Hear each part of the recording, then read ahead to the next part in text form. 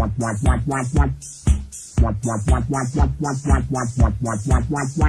je suis pas content. Il y a Manuel Valls qui a perdu la primaire. Mais non, je déconne. Oh putain, comment c'est la teuf. Ah, il y a des épisodes comme ça faisait 3 ans que j'attendais de les faire, dis donc. Ouais, ça existait pas GSPC il y a 3 ans, mais pareil, j'avais déjà...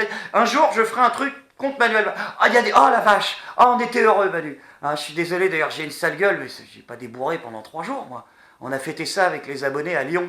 Ouais, la ville de Laken. Bon, c'est autre chose. Non, on a fêté ça en petit comité, je te rassure, hein, c'était restreint.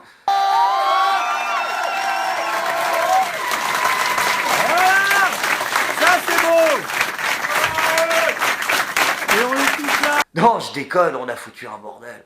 Mais ils n'avaient pas besoin de nous, hein. La moitié de la ville était comme ça, les gens n'en pouvaient plus. C'était des liesses populaires infinies, c'était pire que la Coupe du Monde. J'ai vu un mec en kippa rouler une pelle à une fille en burqa. Ouais.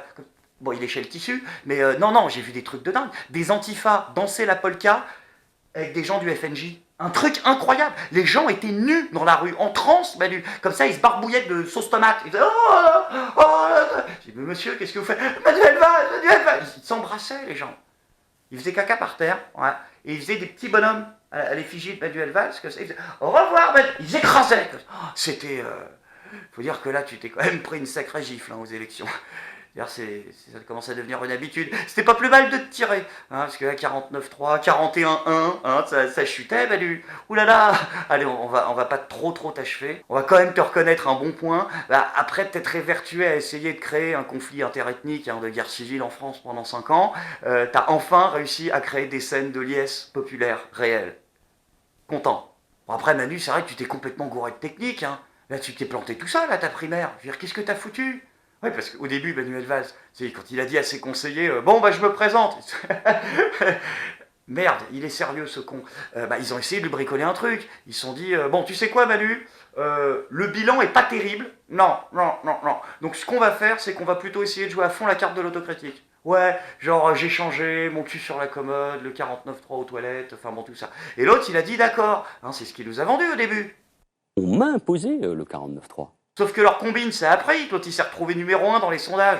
Alors tu m'étonnes, dès qu'il a allumé sa télé, Manu, il a fait « Oh putain, je suis premier !» Chassé de naturel, il revient au galop. Dès qu'il a vu qu'il était à 40% d'intention de vote, l'autre il a cru que la moitié de la France était amoureuse de lui. Il s'est complètement lâché dans les discours. Je reste marqué à tout jamais par la manifestation du 11 janvier 2015. Je reste marqué par mon propre discours et par la réception à l'Assemblée nationale le 13 janvier. Et ici, je suis Charlie et je serai toujours Charlie. Et c'est ça qui doit d'abord nous rassembler. Je reste marqué à tout jamais par la manifestation du 11 janvier 2015. Je reste marqué par mon propre discours et par la réception à l'Assemblée nationale le 13 janvier. Ah la vache, tu t'es séduit par ton propre discours. Oh là là. Mais sinon, au niveau de l'ego trip, ça se passe comment? Parce que c'est bien de te séduire par ton propre discours, mais le concept d'une campagne, en fait, c'est d'une élection, hein, c'est de séduire les autres gens. C'est pour ça qu'il s'est... Aïe. Bon, en même temps, d'un autre côté, Manu, tu pouvais pas faire grand-chose, hein. Il y avait des cadors en face, même avec le meilleur discours du monde. Les autres, à la primaire, ils étaient trop forts pour toi, hein. Ils avaient mis tous les meilleurs. Il y avait quoi? Il y avait Arnaud Montebourg, enfin Donald Trump, et oui. Mais oui, tu sais pas. Non, mais c'est parce qu'en fait, si, on l'a appris pendant la primaire, ça. Donald Trump, s'il a été élu, tu sais comment il a fait? Il a piqué tout le programme d'Arnaud Montebourg. Ouais. Je vois que Donald Trump reprend mes thèmes, car je suis antérieur en politique à lui. D'accord, on fait quoi du coup? On abandonne totalement le projet qui consiste à essayer d'expliquer le principe de réalité aux hommes politiques? Hein? Ouais, on fait comme ça, c'est mieux. On va se concentrer sur Hamon. Oui, parce que c'est Hamon, Benoît Hamon, ça y est, maintenant, qui aura peut-être une chance donc d'être le candidat du Parti Socialiste face à Marine Le Pen au 2e tour des prochaines élections. Ah, parce que ça, c'est acté par contre. Là, il n'y a absolument aucune chance qu'elle n'y soit pas. Hein. C'est foutu, là, les premières places, elles sont prises. Hein. Oui, elle a pris les préventes pour 2017, Marine. Elle a pris les places après un concert de Gojira il y a 4 ans. Elle a dit maintenant c'est bon, c'est moi. Donc là, vous ne pouvez plus rien faire, les mecs. Hein. Ils sont marrants d'ailleurs, les hommes politiques. Hein.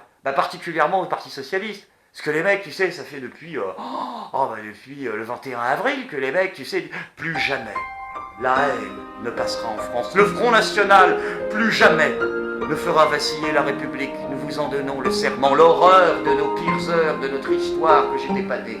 Non, mais en fait, tous ces mecs-là, leur plus gros fantasme en ce moment, c'est de se retrouver au 2e tour en 2017 face à Marine Le Pen pour être sûr de gagner, même si ils sont absolument personne à la base. C'est marrant, hein, comment les choses se retournent. Enfin, tout ça, c'est si Benoît Hamon accède au deuxième tour de la présidentielle. Ce qui n'est pas impossible en soi, hein, attention, non, Benoît Hamon, président du Parti Socialiste, c'est mort. Benoît Hamon à la tête d'un grand mouvement de gauche, etc., ça peut être négociable. Mais là, le PS, il faut abandonner. Hein. Il faut que tu rendes les clés, impérativement. Ça pue à 100 mètres, les gens ne s'approchent pas de ça. Il n'y a plus rien. Même les députés socialistes, c'est la Bérésina. Ouais, un quart des députés socialistes ne se représenteront même pas aux législatives en 2017. Ça n'est jamais arrivé. C'est-à-dire, mais quel que soit le résultat, même si c'est Mélenchon qui passe, non, arrêtez, on ne veut plus faire. S'il vous plaît, laissez-nous tranquilles maintenant. On ne sait pas qui. D'habitude, les mecs, ils vont toujours. Il y a un petit billet à gratter, il y a un truc, il y a un machin. Même si les mecs n'ont aucune chance, ils y vont pour le sport. Là, ils veulent pas. Non, c'est pas possible. Il n'y a plus rien. Il faut se tirer de ça, Benoît Hamon, d'accord? Parce que là, il n'y a plus de personne, il n'y a plus de produits, oui, il n'y a plus de candidats, il n'y a plus d'idées, il n'y a plus de projets, il n'y a plus de slogans. Même les slogans, ils se sont barrés. Quel est votre réseau? Hein? Le changement, c'est encore maintenant. C'était quoi déjà je me souviens plus. Putain, même les slogans, ils les ont oubliés, quoi. Sur les promesses de campagne, on pouvait s'y attendre, mais même... Hein, ah oui, merde, c'était quoi? C'était 3 petits tours, et puis... non, arrêtez, arrêtez. Aïe, j'ai mal, laissez-moi mourir en paix. Les mecs s'en vont, je te jure. Ah, ils en peuvent plus. Les hommes politiques, en ce moment, au PS, dès que t'as un journaliste qui s'approche à moins de 2 mètres, t'as l'impression de voir Mathieu Valbuena jouer un match de foot. C'est...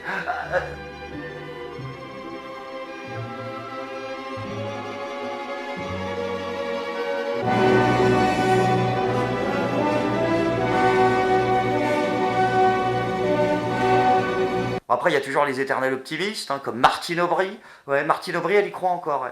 Non, pas à la présidentielle, non, mais elle a dit on peut prendre encore des régions, on peut prendre des départements. Non, même une impasse, vous pouvez pas la prendre, c'est foutu. Je veux dire, c'est non, arrête tes conneries.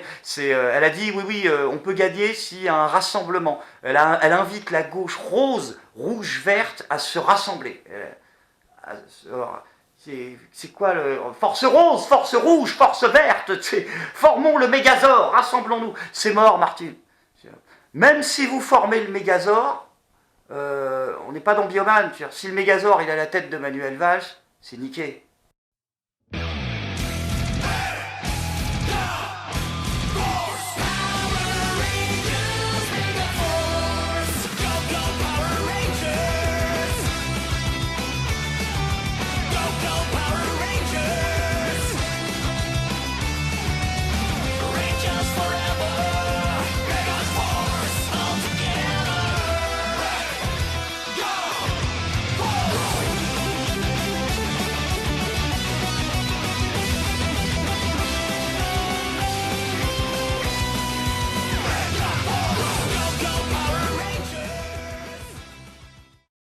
Non, maintenant, ce qu'il faut, c'est que les électeurs de gauche, déjà commencent à accepter les résultats de cette primaire. Hein, ce qui n'est pas facile aussi, parce qu'il y a eu des petits problèmes de trucage, visiblement. C'est un échec pour cette primaire socialiste. Et d'ailleurs, je mets en cause à ce micro les chiffres de participation. Au vu des chiffres qui étaient vers midi de 400 000 personnes. Une journaliste a même dit qu'elle a voté 2 fois aujourd'hui. Il faudra expertiser tout ça. Au vu des chiffres qui étaient annoncés, effectivement, nous on a passé la tête dans beaucoup de bureaux de vote. La participation était encore très faible cet après-midi. C'est clair, il y a moins de toute façon de votants, y compris même des objectifs que s'était donné le Parti Socialiste. Il voulait au moins dépasser les 2 millions. Je dis qu'il en est loin. Vous savez, le PS échoue à toutes les élections depuis 2012, même celles qu'il organise lui-même. Et du coup, il a réagi comment, le mec qui organise la primaire? Aux accusations de trucage, il a dit quoi pour se défendre? Si vous permettez, je voudrais dire un mot au sujet de cette haute autorité, parce que nous avons là 15 juristes absolument éminents. Nous avons des magistrats qui ont été présidents qui ont eu des rôles importants à la Cour de cassation. Nous avons des préfets, nous avons des gens qui ont travaillé pendant des semaines, qui sont bénévoles et qu'on va calomnier, qu'on va traiter de fraudeurs toute la semaine. Pour eux, pour moi, en tout cas, à leur égard, et à mon égard aussi, c'est absolument insupportable de penser que cette haute autorité ait pu, d'une manière ou d'une autre, participer à une fraude. Et la raison est simple, il n'y a pas eu de fraude. Hein? Mais qu'est-ce qu'il raconte, ce con? Attends, tu me la refais? Putain, c'est dur. On peut pas dire qu'il y a eu de fraude, parce qu'il n'y a pas eu de fraude, du coup. Non, on démontre, et ensuite on dit qu'il n'y a pas eu de fraude. C'est la conséquence, c'est pas la raison. Il s'est mis au prédicat, c'est ça? Ouais, ça a plus de sens ce qu'il raconte. Mais du coup, comment il justifie du coup les problèmes qu'il y a eu au niveau des décomptes de voix? Puis même, je suis un peu lassé de ces critiques sur cette primaire qui finalement, et c'est une partie de la difficulté, et vous allez trouver que j'exagère, mais paradoxalement, elle s'est très très bien passée.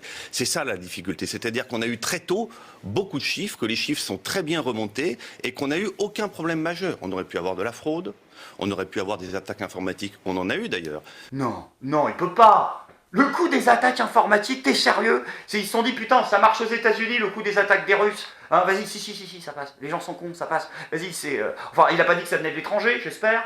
Elles ont été toutes arrêtées par les pare-feux qui ont été extrêmement efficaces. Elles sont venues d'où, ces attaques informatiques? Je vous le dirai à partir de lundi.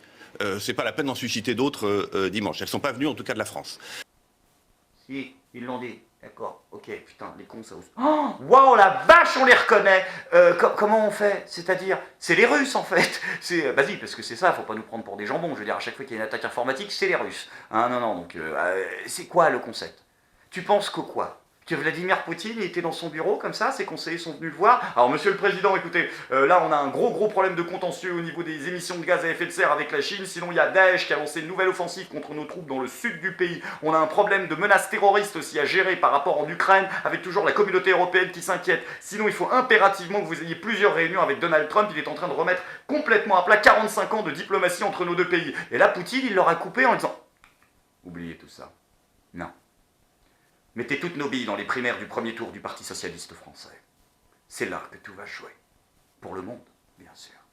Non, mais ça s'est pas passé comme ça, mec, rêve pas. Personne n'en a rien à foutre de vous.